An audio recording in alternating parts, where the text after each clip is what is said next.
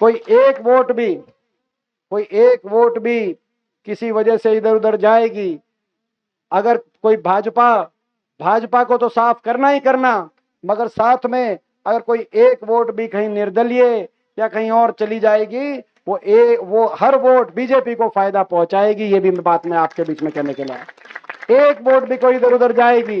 पिछली बार आपके बीच में आए थे दुष्यंत चौटाला, हरियाणा की राजनीति में ये कह के आए थे कि अब की बार बीजेपी को करेंगे जमुना पार, लेकिन लोगों ने तो कर दी थी बीजेपी को जमुना पार। दुष्यंत चौटाला ने बना दी फिर बीजेपी की सरकार, और खट्टर और दुष्यंत बन गए पक्के यार। यही कहानी बनी। और इस बार आपने देखा होगा खट्टर साहब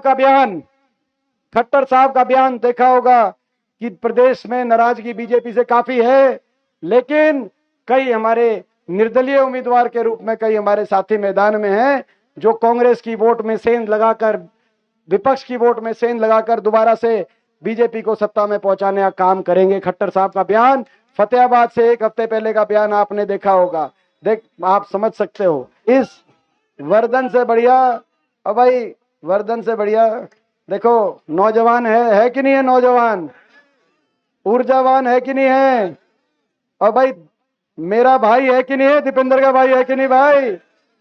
तो भाई ये वोट एक है, आपको फायदे अनेक, वोट एक फायदे अनेक। वर्धन को तो बनाओगे, मगर साथ में दीपेंद्र को भी पहुंचा दोगे चंडीगढ़, बता रहा हूं आपको।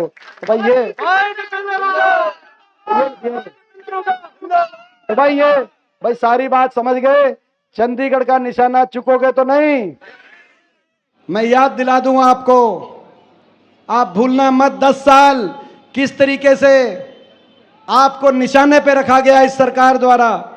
10 साल का ये समय मैं याद दिला दूं, ये मौका जो आया बड़ी मुश्किल से मौका आया है, और अगर चूक गए तो आने वाली पीढ़ियां आपको हमें माफ नहीं करेंगी। अगर चूक गए तो ये तो 10 साल हम खड़े रहे, विपक्ष में लड़ाई लड़ी और ये मौका आपके दरवाजे पे ले आए, लेकिन अगर चूक गए अगली बार कोई लड़ाई लड़ने को मिलेगा कि भी नहीं मिलेगा मुझे नहीं पता।